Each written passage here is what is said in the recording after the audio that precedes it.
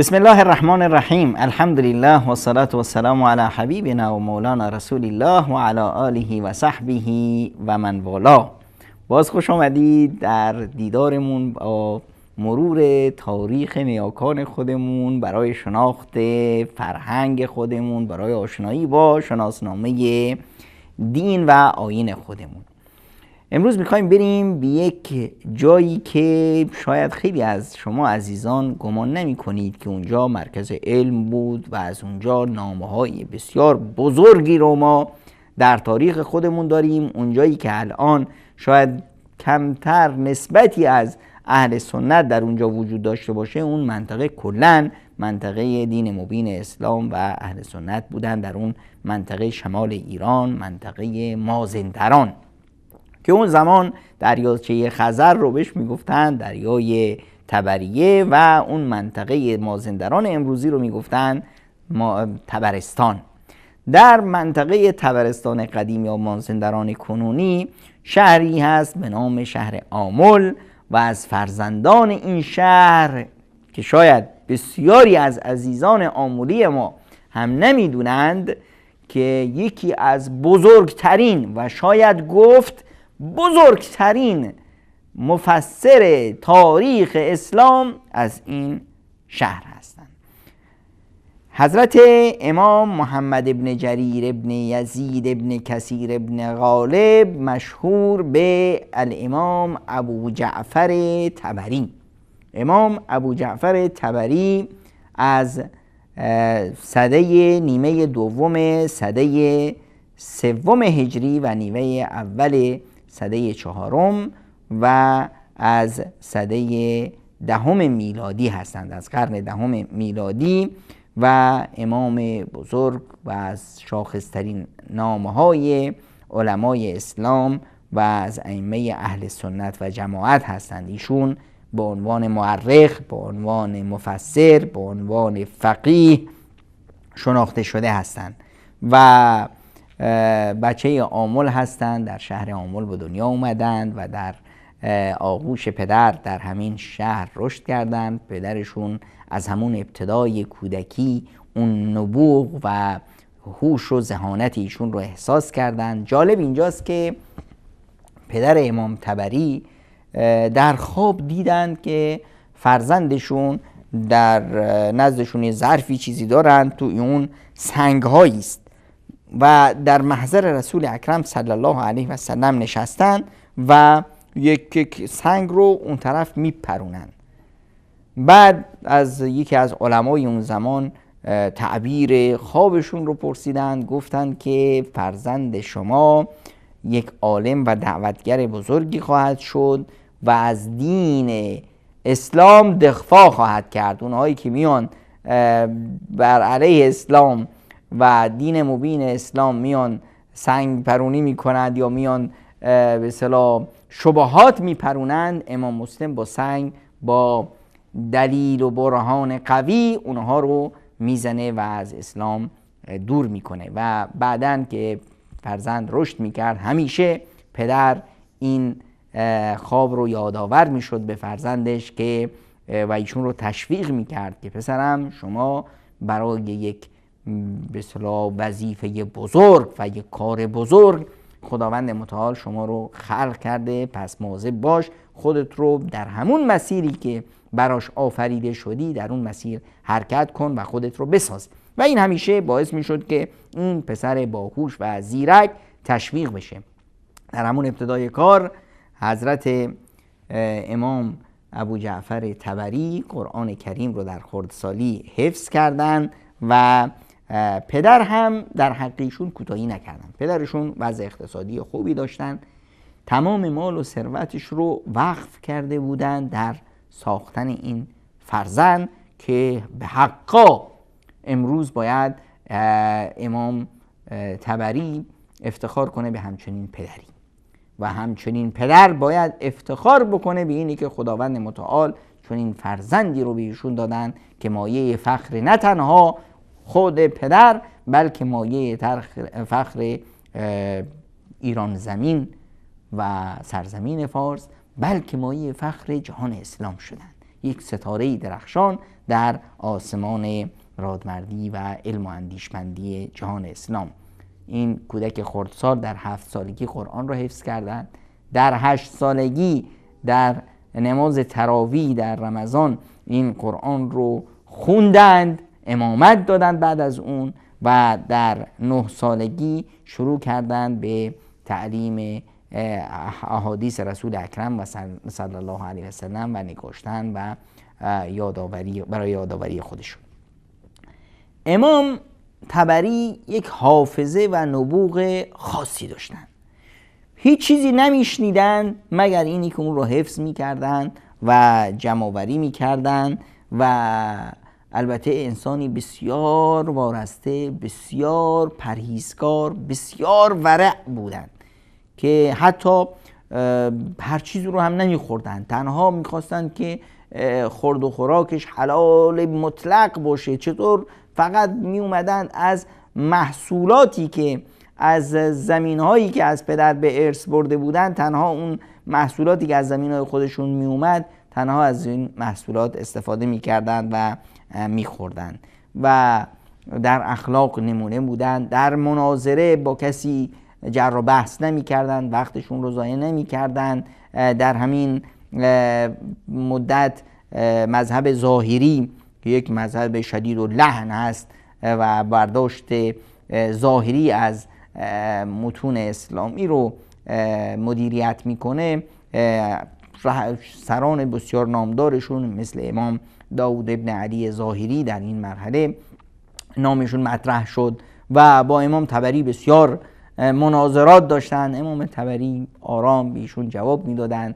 برخی وقتا میشد که جوانایی که ظاهری مسلک بودن تحمل و تاب برداشت این کوه علم رو نداشتن، می اومدن بد و بیرا می گفتن، به ایشون حمله می کردند و از شأن ایشون می کاستند، اما ایشون هرگز به اونها بد نمی گفت و آرام آرام مسائل رو مطرح می کرد. بسیار متواضع بودند، بسیار گذشت داشتند در مسائل علمی. کسایی که بهشون پرخاش می کردند با به هر حال دیگه فرق عالم و نوشه های علم در همینه که واقعا مثال زیبایی هست، مثال درخت سیب. وقتی که رو درخت سیب 2 3 تا 4 تا سیب باشه، وقتی بادی میاد این درخت شروع میکنه به رقصیدن. این مثال اون دانش آموزی هست یا دانش پژوهی هست که چند تا آیه از قرآن کریم رو حفظ کرده، چند تا احادیث رو حفظ کرده، چند تا از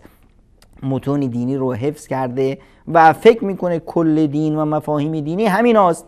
هر موردی میشه دیگه شروع میکنه به داد و فریاد و صدا رو بلند کردن و جر و بحث کردن.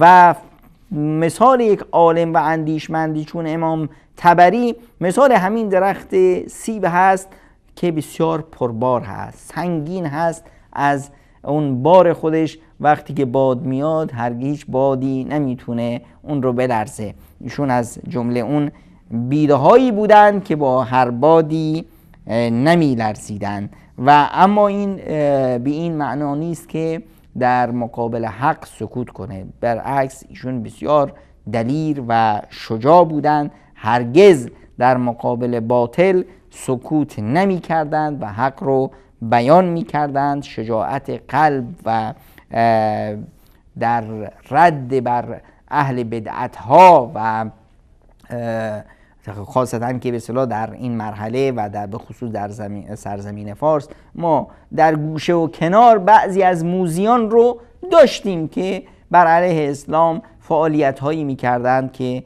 امام طبری در مقابل این شبهه هایی که اینا پراکنده می کردند و دروغ هایی که سبز می کردند یا بدعت هایی که می خواستند در جامعه رشد بدن با شدت برخورد می کرد و اونها رو به اصطلاح از سر راه مؤمنان بر می داشت. از جمله شاگردان امام طبری افرادی مثل احمد ابن کامل قاضی، محمد ابن عبدالله شافعی، مخلد ابن جعفر و احمد ابن عبدالله الحسین الجبنی الکبایی و غیره رو میشه نام برد. مهمترین چیزی که ما از امام طبری به یادگار بردیم برخی از مؤلفاتش هست که الحمدلله مهمترین اونها رو ما در کتابخانه هامون داریم. مهمترین کتاب ایشون تفسیر طبری هست که به نام جامع البیان عن تأویل آیه القرآن شناخته میشه و مشهور هست به تفسیر طبری که یکی از مهمترین تفاسیر قرآن کریم هست و تا امروز و تا روز قیامت مورد عنایت اهل علم هست و ازشون استفاده میکنن. از جمله کتاب‌های ایشون که مشهور است کتاب تاریخ طبری هست که به نام تاریخ الامم و الملوک شناخته میشه و مشهور هست به تاریخ امام طبری. تاریخ امام طبری اون روایت‌های تاریخی رو جمع کرده و دلیل بر خودشون هم ذکر کردن که آنچه که در کتابش اومده دلیل بر این نیست که همش صداقت داره. میدان علم و اندیشه است، میدان بررسی روایت‌های تاریخی هست و ایشون این فضا رو برای اهل علم ایجاد کردن که بتونن روایت‌هایی که ایشون نقل کردن رو بیان مورد قضایای صحت و سقم اونها رو بررسی کنن، اون چیزی که درسته رو بگیرن و اون چیزی که نادرست است یا در درجه صحت شکی هست اون رو بذارن کنار. و از جمله کتاب‌های ایشون التبصیر فی معالم الدین هست، کتاب آداب النفس الجیده و الاخلاق النفیسه هست. ایشون بسیار انسان روحانی بودند، بسیار خلوقی بودند و برخی از تصرفات جوانهای تازه به دوران رسیده ایشون رو اذیت میکرد که برای تأدیب این جوانها و برای آموختن این نسل جدیدی که به بار می اومد کتابهایی در این باب نوشتن. در باب آداب کتاب آداب النفوس ایشون از همین جمله کتاب هاست. کتاب اختلاف علماء الامصار فی احکام شرائع الاسلام هم از جمله کتاب‌های ایشون هست که سعی کردند به اهل علم بفهمونند که در برخی از مسائل علمی گنجایش خلاف هست، چون که برداشت‌های مختلفی میشه از متون اسلامی و از داده‌های دین داشته باشیم. کتاب صریح السنه هست که در اون مذهب و عقیده خودشون رو بیان میکنن. کتاب الفصل بین القراءات، قرائت‌های مختلف قرآن کریم هست. کتاب آداب القضات هست، برنامه‌ای که باید قاضیان اون رو معنیشی که باید در انتخاب کنند و برنامه‌ای که باید بهش عمل کنند. کتاب آداب المناسک و تهذیب الاوصار و کتاب فضائل ابی بکر و عمر از جمله کتاب‌های ایشون هست که ایشون یک کتاب خاصی رو در وصف حضرت ابوبکر صدیق رضی الله عنه یار غار پیامبر اکرم صلی الله علیه و سلم و حضرت عمر فاروق رضی الله عنه پدر خانم رسول اکرم صلی الله علیه و سلم و خلیفه دوم مسلمان ها نوشتند و فضایل این بزرگواران رو مطرح کردند. امام نووی صاحب شرح مسلم و صاحب ریاض الصالحین در وصف در امام طبری میفرمایند اجمعت الامه علی انه لم یصنف مثل الطبری. امت بر این اتفاق داره که کتابی مثل کتاب تفسیر طبری نگاشته نشده.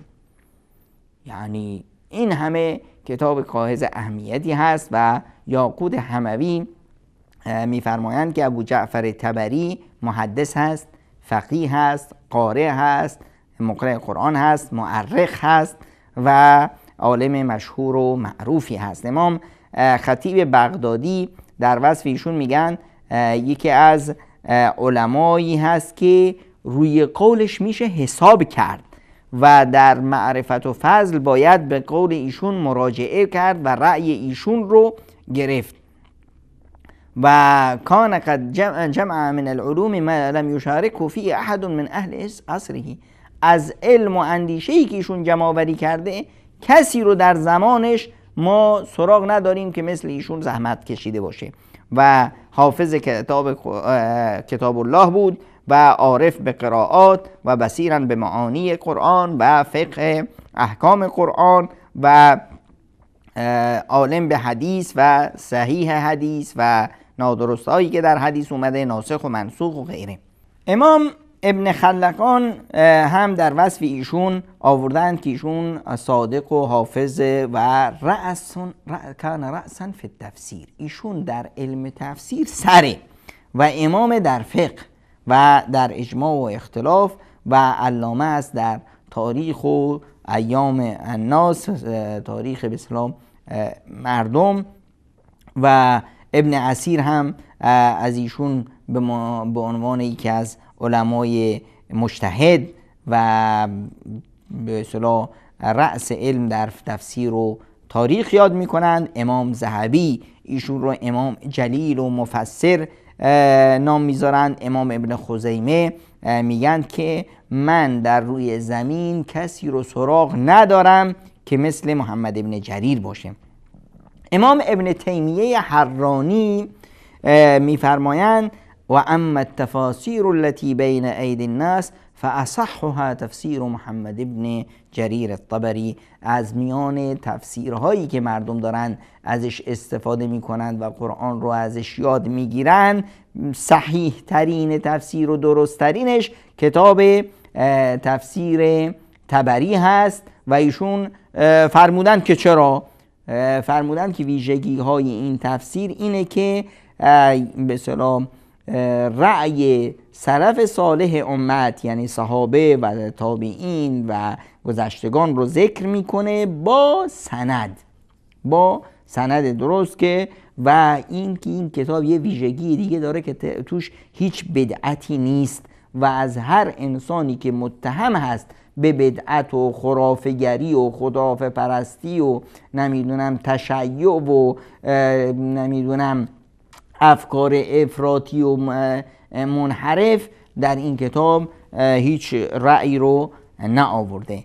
امام سیوطی در وصف ایشون میفرمایند که امام ابو جعفر سر کرده مدرسه تفسیر هست. میگه رأس المفسرین علی الاطلاق، بزرگترین مفسرین بدون استثناء امام طبری هست. این رأی امام سیوطی هست و میفرمایند که ایشون یکی از امامان هستند که در علم و دانشی که داشتن نمونهش رو در زمان خودش نمیشه یافت. امام طبری به حق انسان زاهد و پرهیزگار و اهل علم و عملی بود و ایشون در بعد از نماز مغرب روز یکشنبه 26 ماه شوال 310 که مصادف بود با سال 923 میلادی چشم از جهان فرو بستند. در سن 85 سالگی عمری با برکت داشتند و قبولیت خاصی رو در میان مردم به دست آورده بودند که در نماز جنازه ایشون ابن عساکر و خطیب بغدادی آوردند که مردمی که در جنازه امام طبری شرکت کردن نمیشه گفت چقدر بودن.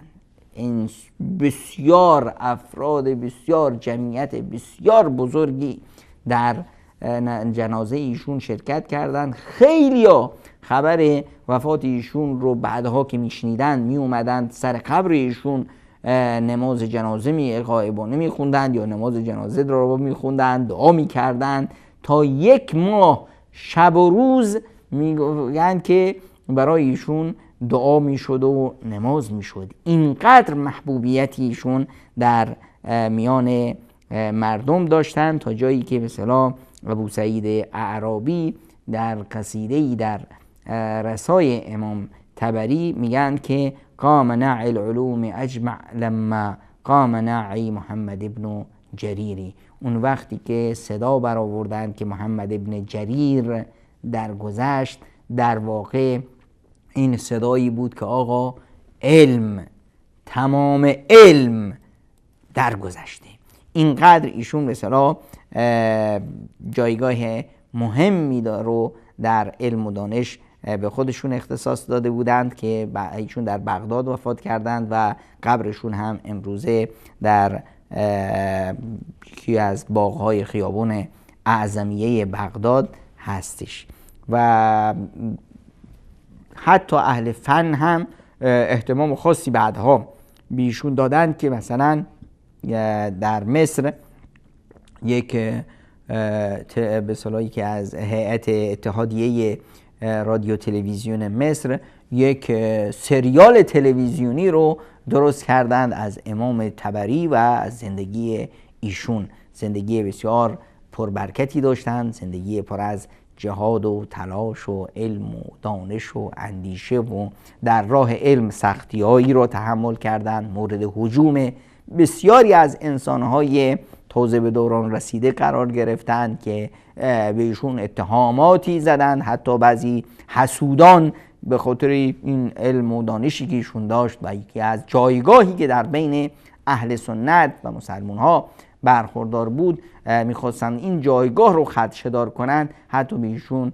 تهمت‌های تشیع زدند، تهمتی که به هیچ عنوان به کسی که مصنف کتاب زندگی نامه ابوبکر عمر باشه نمیخوره. کسی که مفسر قرآن باشه چطور یک که اهل قرآن رو میشه به اصطلاح به اهل بدعت و به اهل خرافات تشبیه کرد؟ به هر حال حسودان در هر زمانی زیادند و بودند و هستند و خواهند بود، و ولی آسمون هست و اون ابرهایی که میرند و مثلا پارس سگان ولگرد و از مسیر اونها هیچ و از اهمیت اونها هیچ نمیتونن کم کنن. امام ابن جریر طبری این شخصیت وارسته متعلق بود به شهر آمل، به مازندران خودمون، و ای کاش فرزندان مازندران و فرزندان آمل و همه فرزندان سرزمین فارس زندگی نامه ایشون رو بخونن، کتاباشون رو بخونن، با این میراث بزرگ این پدر این ملت آشنا باشن تا ویژگی های خودشون رو بشناسن، تا خودشون رو بشناسن، تا فرهنگ خودشون رو بشناسن، تا شناسنامه واقعی خودشون رو بشناسن و بدونن که دینشون رو از کی باید بگیرن. از امامان وارسته‌ای چون امام طبری که اجمع الامه، همونطور که گفتیم که امامان روزگار گفتن که تمام امت بر وارستگی و ورع و علم ایشون اتفاق دارن، دینمون رو از ایشون بگیریم یا دینمون رو از برخی مذهب فروشانی که اینجا اونجا و روزخونایی که اینجا اونجا جار میزنن و میگن که آقا کتاب خدا قابل فهم نیست و نمیدونم شما باید در حاجت هاتون برید پیش فلان قبر و فلان امامزاده. دینمون رو از اینا باید بگیریم. مایی که امامانی چون امام طبری داریم، بچه های خراسان، بچه های مازندران، بچه های کرمان، ما و تمام سرزمین فارس، ما الان منتقل میشیم از شهر به شهر و سعی میکنیم از گوشه کنار این سرزمین پربرکتمون که گهواره میلیون ها و هزارها عالم برجسته از در طول تاریخ، ما بیاییم از این با این نیاکان خودمون آشنا باشیم و از این علما و اندیشمندامون کتاباشون رو زنده کنیم، میراثشون رو زنده کنیم و دینمون رو از نیاکان وارسته خودمون یاد بگیریم تا نشیم به اصطلاح گول هر انسان هرزه‌ای یا هر بوقی نتونه مسیر ما رو مشخص کنه، نتونه فرهنگ ما رو به ما املا کنه، نتونه به اصطلاح دین من در آوردی رو به خورد ما بده. مایی که قرآن داریم و مایی که مفسرین پدر مفسری داریم مثل امام طبری و مثل امام واحدی و محدثینی داریم که کلام رسول اکرم صلی الله علیه و سلم به طور ثابت و دقیق برای ما رسوندن، مثل امام بخاری، مثل امام مسلم، مثل امام ابن خزیمه و غیره و غیره و امام ابو داوود سجستانی و امام نسائی و امام ترمذی که همه اینها پدرای خود ما هستند. بیاییم دینمون رو از اصلشون، از قرآن و از سنت رسول اکرم صلی الله علیه و سلم یاد بگیریم و برگردیم به هویت خودمون.